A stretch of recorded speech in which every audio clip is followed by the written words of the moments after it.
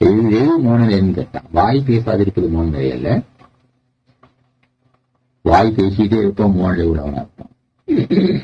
மூணு இருந்துட்டான். ஒடுங்குன்ற வாசிக்கு மூணு நிலை போடு. எங்கே ஒடுங்கிச்சோ இந்த காட்டு அப்படியே நின்று சமாதி நிலையை இருக்கும்.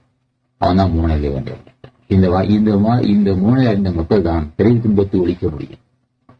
மற்ற அத்தனை பேரும் எதை கதை வச்சுட்டு இருக்கலாம். ஒன்னும் தான் ஏதோ பெரிய பெரிய ஆள்னு சொல்லுவான். ஒன்னும் கதைக்கு எது கதைக்கும் ஆகாது. அதனால இவர்கள் பேசுகின்ற பேச்சுதான் என்னன்னு கேட்டான். எதை பேசினாலும் அது சாரம் இருக்கு. அவன் கற்றவன் பூராவும் அஞ்சு நடுங்கும். கற்றவன் இந்த சூப்பரை பேசும்போது கற்ற கல்வி எவ்வளவு கற்றிருந்தாலும் அந்த அகந்தியை அடங்கினான். அவன் பேசிட்டு நான் சொன்னதுப்பாதான் தியானம் செய்யணும். வானிலை தியானம் செய்யணும். சொல்லு முடிச்சுட்டியா? சுப்பிரமணியர் ஞான சுருக்கம் 2.